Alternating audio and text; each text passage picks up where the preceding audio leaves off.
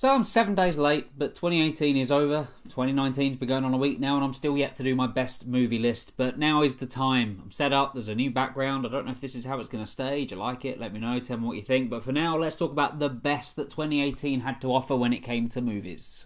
Put the bunny back in the box. It's Happy New Year. Hope you all had a good one. Hope everything's been well. I've been a bit quiet lately. If you've been watching the channel before, you'll know that I've moved. So it's been very, very busy on top of Christmas and New Year. So a lot of things have fallen by the wayside, including the channel. But we're back now. Reviews will be coming soon. I've got The Favourite and Vice to review. Looking forward to reviewing both of them. One I've seen, quite liked it. Before we get into the 10 though, some honourable mentions. Upgrade, a great film. Really, really enjoyed it. Black Klansman, one I really loved. Annihilation, Black Panther, Game Night, Revenge, and Bumblebee. And those are to name just a few. And just in case you're wondering what my 11th would be, it would be Bumblebee. I was torn between that and what is at number 10 of what was going to go there. Bumblebee just lost out, but I'm just as surprised as you are. A good Transformers film. But it's been a very good year in 2018. I've had to miss out on a lot of movies that I really, really enjoyed, even in the honourable mentions, because I just keep listing. So I've kept it to a few, but just know this was a really solid year, I thought. I've heard a lot of people say it was a mixed year. There was a lot of bad movies, and there were, but there was a lot of really good ones. And I'm excited to talk about the ones I thought were the best. And number 10, Hereditary. So if it wasn't for the final few minutes of this movie, this would have been a top 3 contender, I think. And I'm not going to dwell on the problems, I just kind of want to explain the placing of it. The last few minutes I thought showed too much, I thought it was quite silly, I thought it was quite overdone, and it took me out of what was up until then a really, really terrifying and intriguing film. Luckily, everything that came up to those final few minutes was so good that it can have an ending that I think dropped the ball but still be in the top 10. Like, that's a sign of something doing it really, really well, and this did. Most of this movie had me terrified. I've not felt as on edge and tense as I have while watching Hereditary. Performances, amazing. I mean, Toni Collette just blew me away in this. That just stunning work, and just the way the shadows are used and sort of things in the corner of the room that you're not quite sure if they're there. There's so much going on in Hereditary, and it's a bit of a mindfuck movie. It'll literally play with your head, and it'll terrify you, and it'll torment you. And I explained it in the review that a jump scare movie will build you up to the point of the jump scare, then you get the jump scare and you get the release, whereas Hereditary just builds you up, keeps you on the edge, and very rarely does it give you any kind of release or payoff. So a lot of this movie, you're just kind of like this the whole way through. At least I was waiting for something to happen, and yeah, I loved Hereditary. Final few minutes, not quite so good, but for the most part, what a film. Number 9, Mandy. Maybe I just caught Mandy at the right time, or maybe I'm just swept up in the fact there's actually a good Nicolas Cage movie, because that isn't a sure thing anymore. In fact, his movies are normally awful, but Mandy, I loved. I really, really loved it. I think Mother would have been in my top 10 list of movies for the year before, if I'd done one, and Mandy's in there this year, so I obviously like divisive movies from time to time. But yeah, this one, particularly the second half, I just had so much, I don't want to say fun, because it's very disturbing, but at the same time that there's a chainsaw battle in this one. So yeah, there was a lot of fun.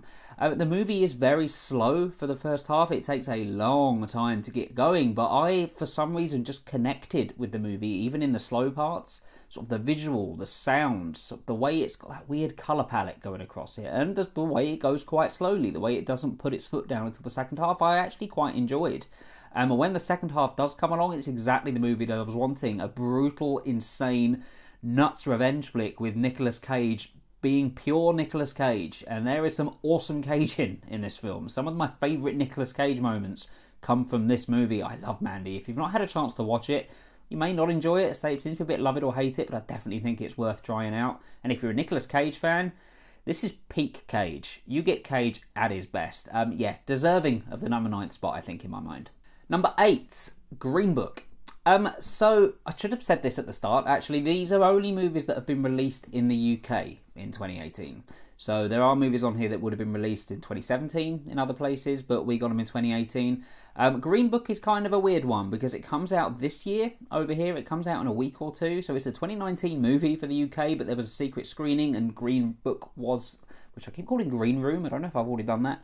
And Green Book was the film, so I saw it on the big screen in 2018, so therefore I'm counting it, and it's my list, so I'm going to do it. But just an amazing film. Peter Farrelly directed this, and that shocked me more than anything because it's Peter Farrelly. He had a hand in the script as well. This is a very mature, very grown-up, very heartwarming, funny, sweet, disturbing movie. There's lots of different things going on here, but it's all, and I'm going to pronounce his name wrong again, it's all held up by two brilliant performances from Mahershala Ali and Viggo Mortensen. I said in the review that Viggo Mortensen, I've never seen him like this before. Like, he's nothing like Aragorn in this film at all. But it's such a human performance from both of them. It's very, very human. And I think that's why I enjoyed this film so much, because I mean, it's not necessarily relatable, because I can't relate to anything that these two are going through, but theirs was a story that I wanted to watch more of. This is a film that isn't a very fast-paced movie. It does go quite slowly for a lot of the time, but because the dynamic between the two lead characters here is so strong, because it's so much fun, just spending time with them, even if they're just having the smallest of conversations, that's what makes Green Book such a great movie. And it doesn't hammer home its message either. It does have a message in there. It has something to say about racism at a period of time when racism was, well, it's not cured, is it? But when it was very, very bad in certain parts of America. But it doesn't hit you over the head with that message. It gives you just what you need to know and shows you just what you need to see. It doesn't overplay its hand. And I was just so surprised by this film. It was one I was really looking forward to, and it was worth the wait for me. Loved it. If you haven't seen Green Book, please do. Number 7, Love, Simon. I do have an issue with Love, Simon. There's a villainous-ish character in this one who just doesn't really fit with the rest of the film. He doesn't get as much of a comeuppance as he should for some of the hideous things he does. And I won't say for spoilers if you haven't seen the film, but that's my only problem with this. And I really wasn't planning on seeing it, Love, Simon. I wasn't doing the reviews at that point. It's when I was on a break from reviewing. I hadn't planned to do anything on Love, Simon at all, but it was another secret screening at Cineworld, and I really loved it. I really loved it. It's the story of a guy called Simon who knows that he's gay, but he hasn't come out to anybody yet. And he engages in an email conversation with somebody else who's also gay and tries to find out who this person is. It's a very, very simple story, but it's just told so sweetly. When this movie wrapped up and you get to the ending, the big emotional payoff of the film, I got really emotional, and I genuinely wasn't expecting to. The performances in this one are so, so good. The script is sweet, it's funny, it's a very, very funny film. As I say, apart from one side character I didn't think worked as well, I love Simon. I really do. As I say, I wasn't expecting to, I didn't expect to enjoy it, I didn't expect to like it that much. Absolutely loved it. Number 6, 3 Billboards Outside Ebbing, Missouri. So this is one that was 2017. Elsewhere in the world, I think the States, it was 2017. Here we got it very, very early this year. I think like the second week of the year, so this time last year.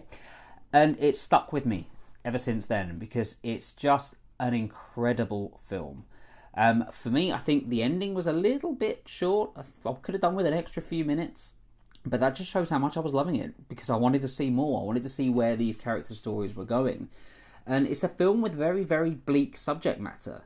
A lady's daughter is raped and killed, and the police haven't done anything to find them. They've not caught the culprit, so she takes matters into her own hands. And Frances McDormand, just, there isn't a performance from this year, I don't think, that's as good as this one. And there are some amazing performances. There are other movies on this list, I'm probably going to talk about how good the performances were. But she was just another level. She was intimidating, she was sweet, she was nice, she was scary, she was all of these different things at once. And that's the brilliance of her performance, that she's able to do that. She's able to make this character feel so many dimensions to them. You root for her, you want her to succeed, you can kind of get behind the horrible things that she's doing, and she does some horrible things in this one because she's doing them for the right reason. It's a complicated film, it's not one that's very, very simple. It doesn't follow a typical sort of through thread, but it's very, very engaging from start to finish. Sam Rockwell as well is another one I want to mention for this one, because just he finally got an award for it, finally. He's going to get a lot more now. I love Sam Rockwell. But yeah, 3 Billboards, just a brilliant, brilliant film. Absolutely love it. Number 5, Avengers Infinity War. So I only gave this an 8 out of 10 when I did the review, and I do kind of stand by that, actually. I think it is an 8 out of 10 movie, but this list isn't based on things that I would have necessarily all given 10s to. It's just an enjoyment level overall, looking back at the films that I've seen. And Avengers Infinity War, easily a top 5 film if you're a fan of the MCU, because this is a film like no other. Like no other time in cinema history have we had this many movies and this many different characters all coming together for something so massive.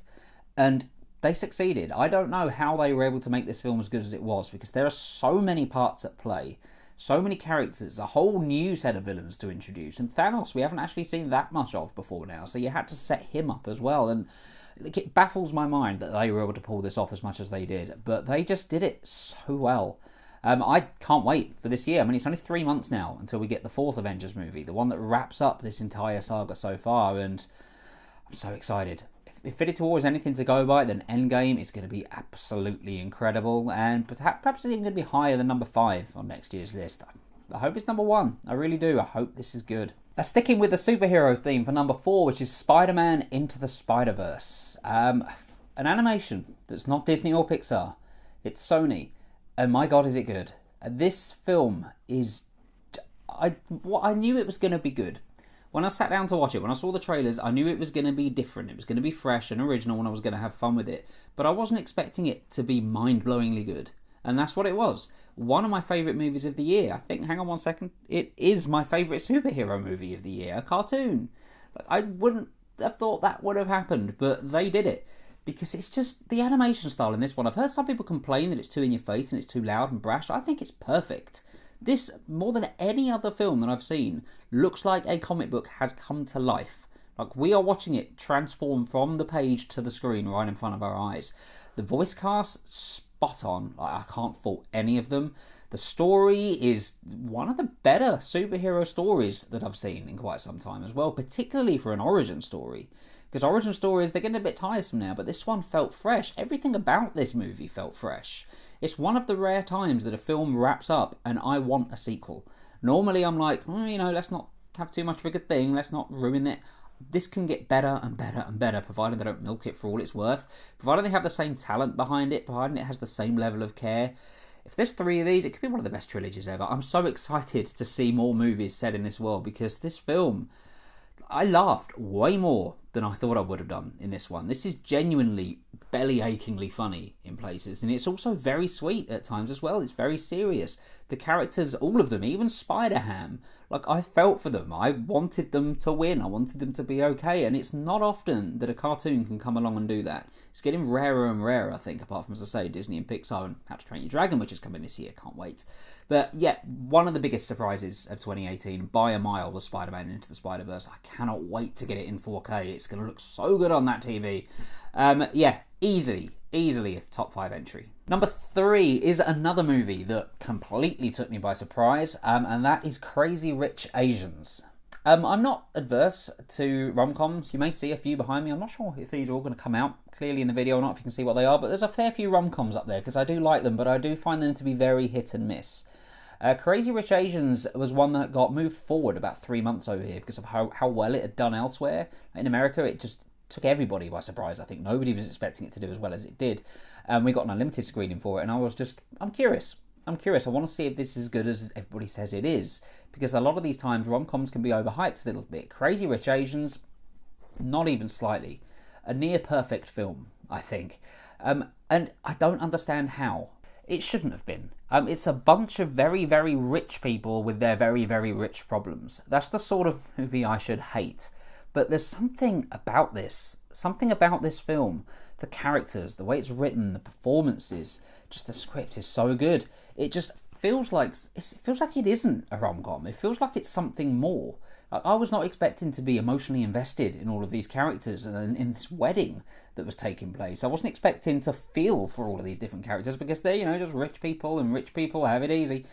Even if they're as well written as the characters in Crazy Rich Asians, then it's so easy to latch onto them, and I latched onto all of them. The lead couple in this one, I was really rooting for. Particularly Constance Wu's character, and she was a revelation in this film. She was so good. Even people like Kim Jong-un.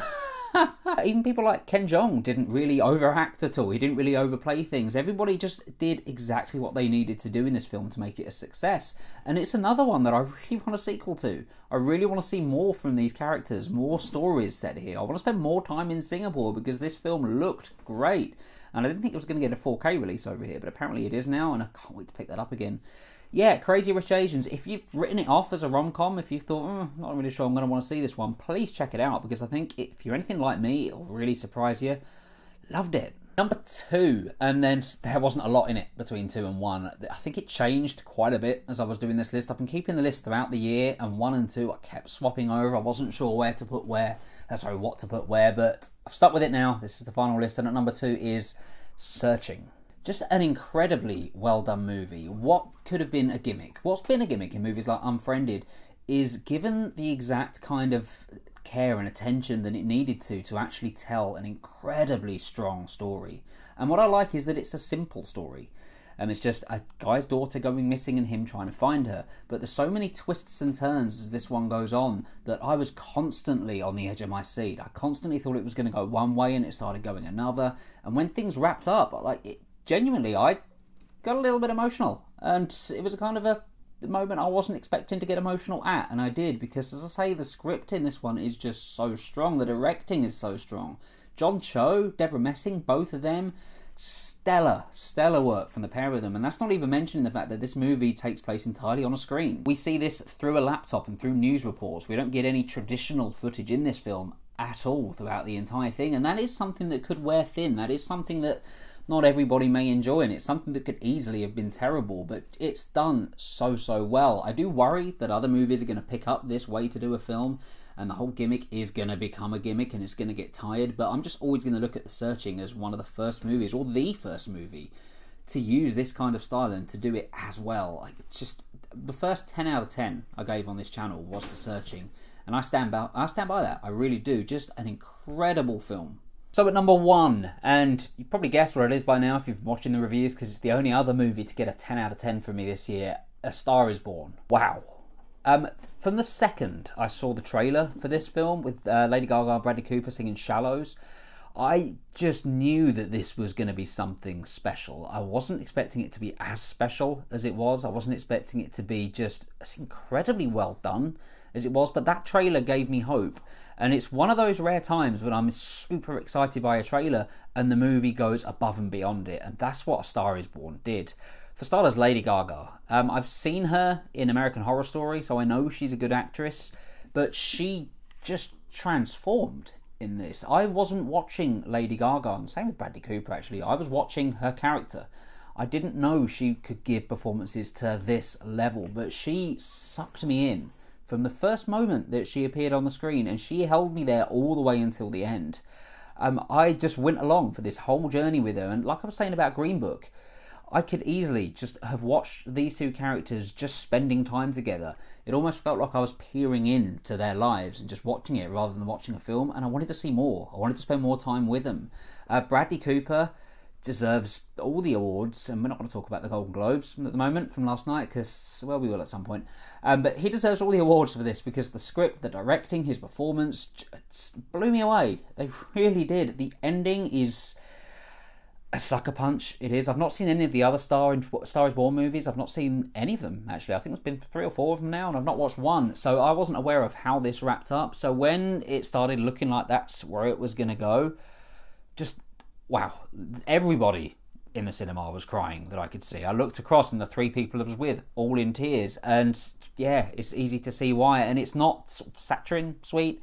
It kind of gets its balance right with the tones, I think. It doesn't feel like it's being overly melodramatic. It just feels like a very real, very human story. And that's why A Star Is Born is so successful in my eyes. The supporting cast in this are just as good as the main 2, really. This is a film where I can't pick a fault with. The soundtrack is amazing to say. That Shallow song is really good. The one Lady Gaga sings at the end, incredibly touching.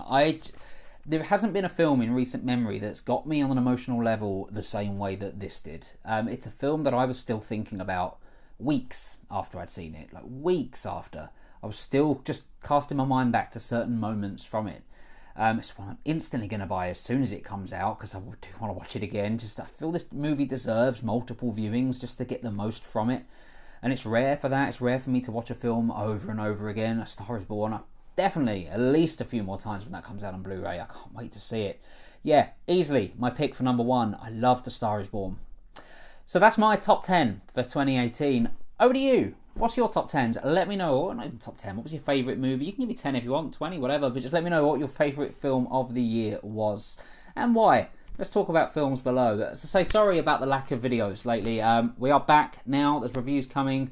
very, very soon for other movies that I have seen, so I'll be filming them Wednesday. So we should have one up on Wednesday, one up on Thursday. This is my plan to get us back into the 2019 swing.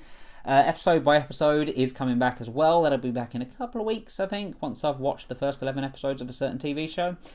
You can follow me on Twitter at Joe Julians. Do hit like and subscribe if you enjoyed this video and you want to see more of them. And do let me know what you think of this background as well. Is it better than before? Is it worse? Anything I should add to it? Anything I should take away? Let me know. Thank you very much for watching this first video of 2019, and I will see you on the next one.